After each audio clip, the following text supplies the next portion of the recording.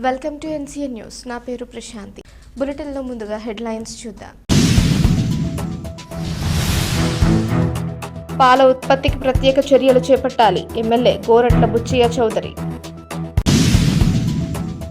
పాల ఉత్పత్తికి ప్రత్యేక చర్యలు చేపట్టాలని రాజమహేంద్రవరం గ్రామీణ తెలుగుదేశం పార్టీ రాష్ట్ర బ్యూరో సభ్యుడు గోరంట్ల బుచ్చయ్య చౌదరి తెలిపారు. కల్తీ పాల తయారీపై ఎమ్మెల్యే బుచ్చయ్య చౌదరి అసెంబ్లీలో మాట్లాడారు. కల్తీ పాల తయారీదారులపై కఠిన చర్యలు చేపట్టాలని డిమాండ్ చేశారు.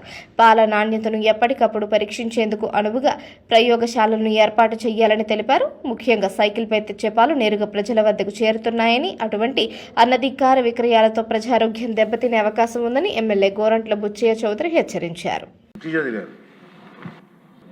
ఏదైతే సాంబశివరావు గారు చెప్పిన అనేక విషయాలు ఏకీభవిస్తున్నాను సార్. మంత్రి గారికి విజ్ఞప్తి చేస్తున్నా, ఇవాళ పాల ఉత్పత్తి పెరగాల్సిన అవసరం ఉంది. రాష్ట్రంలో, దేశంలోనే పాల ఉత్పత్తి పెంచాల్సిన అవసరం ఉంది. వినియోగం పెరుగుతూ ఉంది.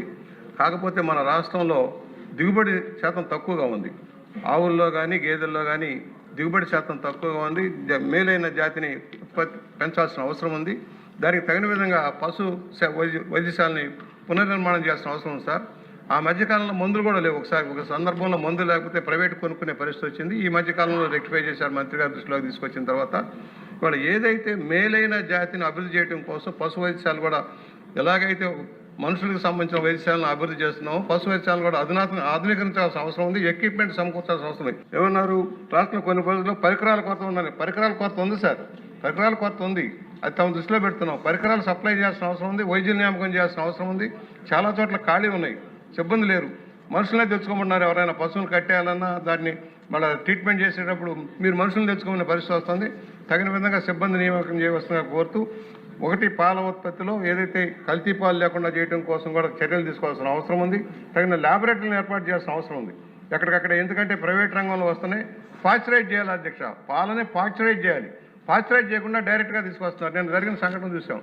ఎప్పుడైతే పెద్ద కంపెనీలు పాశ్చరైజేషన్ చేసి బాటిలింగ్ చేసి లేకపోతే సాచెట్స్ ద్వారా అమ్ముతారు.